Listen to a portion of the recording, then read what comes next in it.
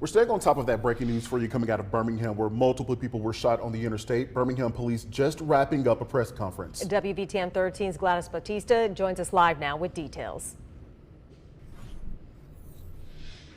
Well, good evening, Jarvis and Sherry. It seems like it's been a very chaotic evening for officers. We just heard from Officer Truman Fitzgerald from the Birmingham Police Department about what has been going on here on I-59, I-20. We want to just give you guys a quick look at what it looks like right now. Of course, we are on the interstate. No cars are coming down. As you can see, the other side of the interstate is also at a standstill right now. We're not sure what's going on over there, but just to walk you guys through what officers had to deal with earlier today. They say that they started getting calls around 4:40 for a shooting on the interstate. When officers got here, they found 2 men shot, and they found a woman on the interstate, and they say that they took her into custody. Now, as officers were on the scene here, they also learned that 2 men had been transported to UAB Hospital in a private vehicle.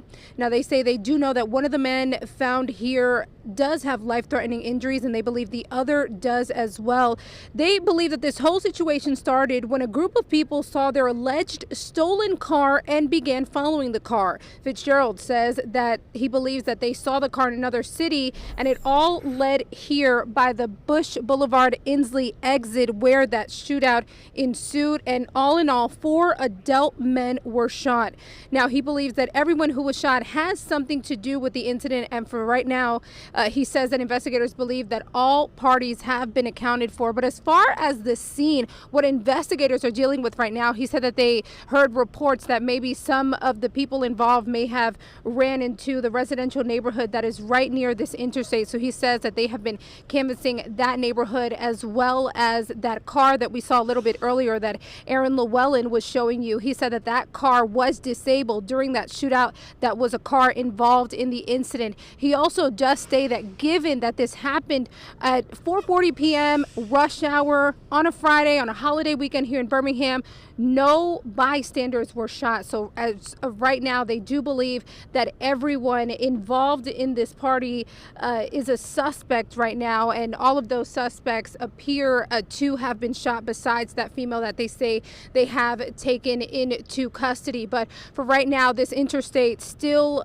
stopped right now at a complete standstill, and the other side as well. We're not sure what's going on that side. Fitzgerald says that for right now, he does not know how long this will be like this, and he says right now, if you are trying to come this way to find an alternate route, he says that investigators still have a long way to go to piece this together, and they're trying to talk to everyone that has been impacted. And of course, we do know that out of the 4 men that were shot related to this incident, that 2 currently have life-threatening injuries and are currently at UAB Hospital. The other 2 that were transported in that private vehicle, he says their injuries do not appear to be life-threatening. For now, that is what we know. If you're planning on coming this way, traffic is at a standstill on both sides of this interstate, so try to find an alternate route. Investigators are still trying to canvass the scene. He says that he does